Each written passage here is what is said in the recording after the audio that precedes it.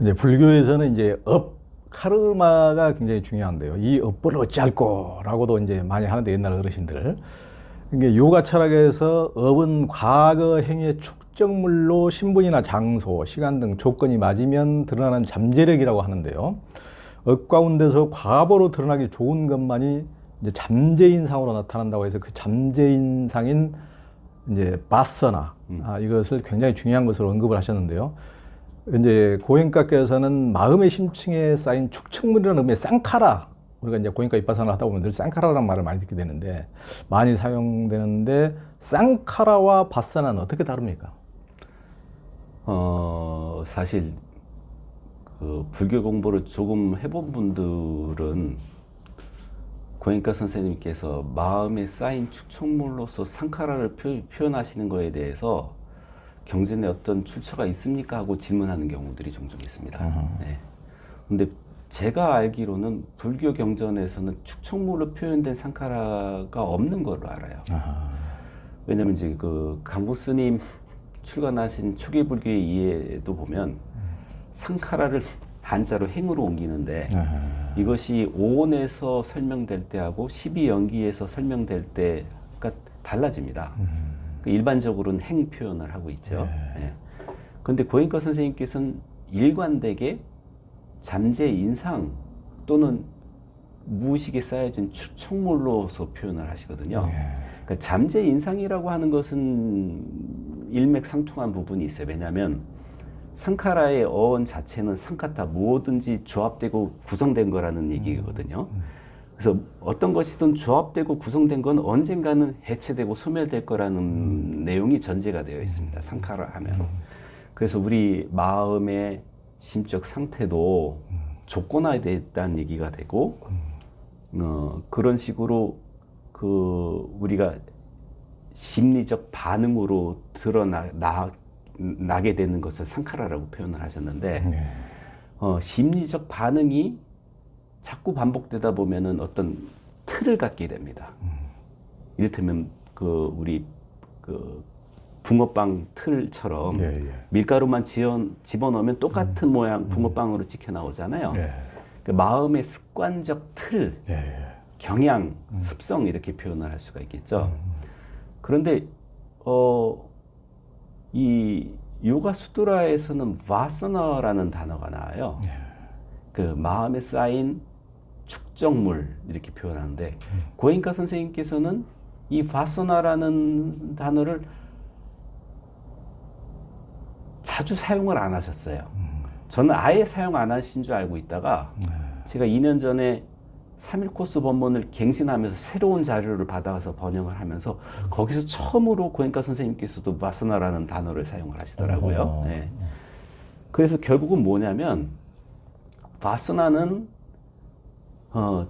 쌓여진 축적물인데, 아까 붕어빵 틀로 들어가서 표현을 하면, 상카라가 그러니까 자라보고 놀란 가슴 소뚜껑 보고도 놀란다는 표현처럼, 그 상황이 아닌데도 유사한 상황만 되면 그렇게 반응하게끔 하는 어떤 습관적인 틀의 기제로서 작용을 한다 그러면, 그로 인해서 쌓이는, 찍혀 나오는 붕어빵들이 쌓일 겁니다. 그것을 와서나라고 얘기할 수 있겠어요. 그러니까 우리가 수행을 한다 할 때에는 내 마음의 심층에 쌓이는 그 붕어빵 찌꺼기들도 비워내야 되는데, 궁극적으로는 이 붕어빵 틀 자체를 해체하지 않고는 계속적으로 찍어내게 될 거라서, 관건은 결국 이 붕어빵 틀 상카라가 관건이 되긴 합니다. 그런데 그 과정 중에는 뚜렷하게 쌓여있는 그 찌꺼기들을 제거하는 게 우선이 돼야 될 겁니다. 그러니까요. 이게 이제 수행에서 굉장히 핵심적인 거거든요. 그러니까 이제 고행가 윗바사나를 하다 보면은 이제 몸에 오랫동안 무의식 속에 감춰졌던 어떤 쌍카라가, 이제 고행가 윗바사나는 이제 바디 스캔을 통해서 몸 표면의 감각을 하다 보면 그것이 쌍카라가 어떤 몸 표면에서 어떤 뭐 두드러기로 나타난다든가 뭔가로 이제 반응이 또 나타나기도 하잖아요. 그러면서 이제 결국 그것이 이제 내면의 무의식이 진짜 어떤 실체가 없던 것이 어떤 실체적인 어떤 물질화라고도 볼 수가 있는 이제 그런 현상으로 우리가 이제 감지하기도 하는데, 그런 것들이 이제 저도 이제 나차사라는 나를 찾는 치유 프로그램을 이렇게 하면은 그게 이제 상카라를 찾거나 바스나를 찾는 것은 연역적인 방법이라면 우리가 깊이 명상을 통해서 무의식에 보지 못한 것을 고요한 상태에서 조금씩 침전물을 고여 있는 것을 이제 드러내 보이는 이제 단계로 간다면은 우리는 이제 정반대 어떻게 보면 이걸 이제 방법을 쓰는데 우리가 처음 이제 작업하는 것이 우리가 이제 그걸 잘 모르는 사람도 있지만 어렸을 때 뭐 부모에게 돼지게 두드려 맞거나 어떤 유기를 당했거나 무슨 성폭행을 당했거나 엄청난 그래서 지금까지도 꿈자리에 나오고 눈만 감으면 그 모습이 악몽으로 이렇게 생생한 그게 이제 굳이 무의식에서 찾을 필요도 없이 두드러진 악몽이 항상 깨어있는 악몽이 있거든요. 그것이 내 5살 때 경험인데도 50대, 70대 지금까지도 암덩어리로 가슴에 딱 그 뭐 쌍카라라고 이렇게 있죠. 찾을 필요도 없이 이미 응어리진 얼음덩어리가 있단 네, 말이에요. 네, 화덩어리가 네. 있고. 네. 우리는 이제 그걸로부터 출발해서 그것이 이제 어떤 핵심 감정을 만들고 어떤 감춰진 신념을 만들었는가. 그것이 핵심 감정과 신념이 이제 늘 비슷한 상황이 오면은 사람은 분명히 나를 저 성폭행한 사람이 아닌데도 그 비슷한 인간만 오면 머리서부터 10m 전부터 바르르 떨고 아주 뒤로 자빠지고 그렇죠. 그러니까 이제 이렇게 되는 거니까. 그러니까 우리 이제 이런 정반대적인 이제 방법을 쓰긴 하지만은 굉장히 일목요연한 그게 이제 우리 수행에서 우리의 가슴 속에 뿌리 깊이 박혀 있는 이제 어떻게 보면은 업덩어리랄까 그런 암덩어리랄까 마음의 암덩어리랄까 이것을 치유하는 이제 핵심적인 거라고 이제 볼 수가 있거든요. 그러니까 그 고인가에서도 이제 쌍카라 우리로 보면 이제 어떤 사진을 통해서 핵심 감정과 이제 감춰진 신념을 발견해서 우리의 어떤 삶의 어떤 패턴을 자기가 이제 발견을 해서 치유해 가는 장면 이것들을 이제 이 잠재인상이라고 하는 바서나도 여하튼 이제 바서나 쌍카라가 어떤 축적물이라면은 이제 붕어빵이라면은 그것을 붕어빵 틀을 이제 바서나라는 말씀이죠. 상카라가 틀. 쌍카라가 틀이고 네. 바서나가 이제 붕어빵이라는 네. 거죠. 그러니까 굉장히 이제 수행에서는 가장 핵심적인 요소인 것 같습니다. 그러니까 그런 그걸 그 고행과 이빠사나를 하면서도 그걸 이제 어떤 그 뿌리 깊게 박혀 있던 이런 쌍카라가 어떤 치유된다 그럴까 그런 경험들이 나중에는 좀 많이 나오나요? 어떻습니까? 많죠. 11일 과정 중에서도 많이들 이야기를 하시고요. 예. 이제 고행가 선생님께서는 우리가 감각 관찰을 통해서 수행하는 이유에 대해서 어떻게 설명을 하시냐면 그 상카라가 우리 마음의 심층에 심어질 때 감각이 씨앗으로 함께 들어와서 심어지고 수행을 통해서 표층에 드러날 때도 감각이 그 열매로서 같이 드러난다라고 표현하십니다. 그래서 감각이 상카라는 아닌데 상카라와 감각이 그렇게 밀접해 있다는 이제 설명을 하시거든요. 그런데 이제 이 상카라를 통해서 이를테면 붕어빵 틀을 통해서 붕어빵이 치킬 때 벌어지는 현상 하나가 있습니다. 그러니까 경험들은 다양하지 않습니까? 그러니까 미워하는 양태들도 다양할 거예요. 갈망하는 대상도 다양하고 갈망하는 정도와 양태들도 다양할 것이고 그런데 이것이 우리 마음이 심층에 들어올 때는 두 가지 과정을 거치는데 동화 과정을 거칩니다. 그러니까 유사한 경험들끼리 뭉쳐요. 그리고 또 하나 경험은 농축화 과정을 거치게 돼요. 그래서 결국은 그 수많은 가지 사건들이 핵심적인 개념 몇 가지로 축약이 되는데 이것을 부처님께서는 딱 세 가지로 얘기하십니다. 갈망과 혐오와 어리석음. 뿌리라는 얘기를 하시죠. 그러니까 사람들이 크고 작은 일들을 겪으면서 살고 감정들이 쌓이고 응어리가 돼서 암덩어리가 되는데 어떤 사람은 특별한 핵심적인 사건 하나만으로도 충분하게 그게 각인이 되는 경우가 있고 또 일반적인 경우에는 그런 특별한 경험이 없는데도 추적 하다 보니까 그 뿌리는 똑같아요.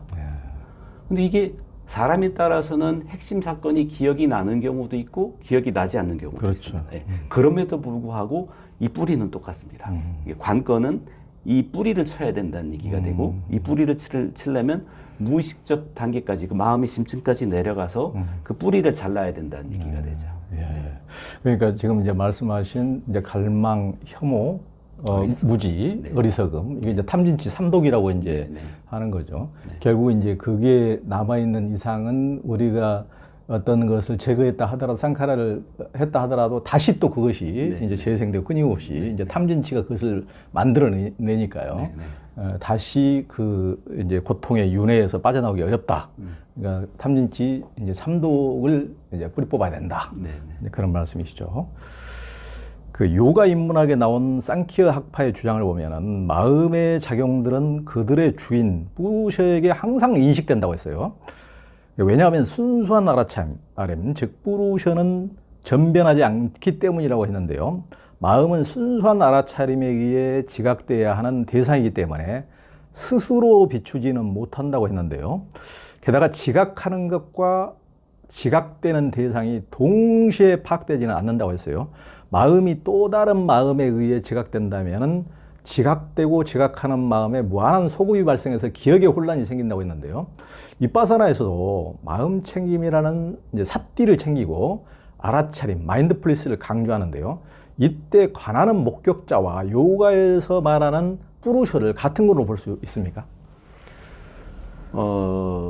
실수행위에서는 단순해져야 됩니다. 그러니까 저는 상키아 철학뿐만 아니라 모든 철학에서 제시하는 내용을 가설로 받아들인다고 말씀드렸던 이유는 내 체험에 도움이 되느냐 안 되느냐는 체험할 때 알 수밖에 없거든요. 그래서 이론적으로 이해할 때는 가설로서 설정해 놓기만 합니다. 체험으로 들어갔을 때는 내 체험이 우선으로 체험 속에 그 내용이 적합한지 여기서도 적용이 되는지 점검을 하거든요. 그 차원에서 봤을 때 윗바사나는 아주 단순합니다. 뭐냐면 어떤 것도 전제를 하지를 않아요. 그러니까 그냥 알아차림, 대상을 알아차림만 얘기하지 그것을 지켜보는 누구를 상정할 이유가 없습니다. 네. 저는 이것이 그 선사의 직관과 다르지 않다라고 생각합니다. 뭐냐면 붓글씨를 쓰는 사람이 하얀 그 종이 위에 공간을 점유하면서 점을 찍는 그 마음 자세가 다르지 않다고 생각하는데 그것은 접점에 관한 이야기거든요. 거기에 어떤 개념이 붙으면 곤란해집니다. 그래서 싸띠 할 때는 싸띠만 있으면 돼요. 대상만 있으면 돼요. 근데 그것을 지켜보고 있는 무언가가 있나 하고 사유하기 시작하면 그때부터는 명상에서 멀어진다고 생각합니다. 그래서 상키아의 이야기는 이론으로서는 그럴 수 있겠구나 생각하지만 네. 제 명상에서 적용하지는 않습니다. 예, 아주 중요한 말씀입니다. 수행자는 수행할 때는 굉장히 이제 도움이 되는 얘기고, 그러니까 우리가 이제 힌두교 인도 철학을 보면은 계속 이것을 어떤 주체적인 객체나 어떤 뭔가가 있는 것처럼 이렇게 하다 보면은 그것을 찾는데 평생을 허비하는 경우가 생기고, 이게 알아차림 자체는 성성한 알아차림은 뭔가 우리가 내 손이 지금 움직이고 있네, 내가 지금 이것을 이동환 원장님하고 지금 얘기를 하고 있네, 내 말 속도가 빠르네, 느리네, 이런 것을 알아차림 자체가 있지. 이것을 뭐 어떤 뭐가 알아차림이고 뭐가 이렇게 하는지 그걸 가지고 뭘 얘기하다 보면 이제 굉장히 이게 복잡한 얘기가 되고, 그걸 이제 좀 수행이 왜곡된다 그럴까? 네. 이렇게 될 가능성에 대해서 정리를 정말 잘 해주셨습니다. 그 수행에서 이제 무의식을 정화하는 게 가장 중요하다고 볼 수가 있는데요. 어린 시절 트라우마나 이제 상처나 충격으로 인해 형성된 이제 심리적 뿌리가 쌍카라나 이제 잠재인상인 바서나는 이제 우리 마음 안에 그 암덩어리나 한이나 어떤 화덩어리나 얼음덩어리로 남아서 끊임없이 부정적인 핵심 감정을 되풀이하게 하고 자신의 고통스럽게 하는 습관과 패턴을 자리하게 마련인데, 이걸 제거하고 그 굴레에서 벗어나게 하려면은 어떻게 해야 됩니까? 궁극적으로는 명상의 방법을 말씀드린다면 깨어있는 의식으로 무의식의 단계까지 내려가서 그 무의식적 차원에 쌓여있는 불순물들을 제거하는 작업을 해야 됩니다. 그런데 이것은 실제 명상을 통하지 않고 일반적으로 할 수 있는 쉬운 작업은 아닙니다. 그렇기 때문에 일상에서 할 수 있는 일들은 아까 말씀드렸던 것처럼 부정적인 생각이 올라올 때 긍정적인 생각으로 대체할 수 있는 방법을 개발하거나 아니면 주의를 부정성에 끌려가지 않도록 한데 붙들어 매는 방법을 연구할 필요가 있다고 봅니다. 이 책의 요가 인문학에 보면 이제 좋은 습관을 형성하기 위해서 건전한 행위를 이제 반복해야 된다. 네. 이제 그런 말씀도 하시고 이제 생각이 부정적으로 흐르기 시작해서 감정이 충동질할 때 이것을 멈출 수 없다면 반대적인 측면을 이제 습관하는 것으로 생각의 방향을 돌려야 된다. 이렇게 이제 빠탄잘리가 이제 그렇게 조언을 했다고 그 이제 말씀을 해주셨어요.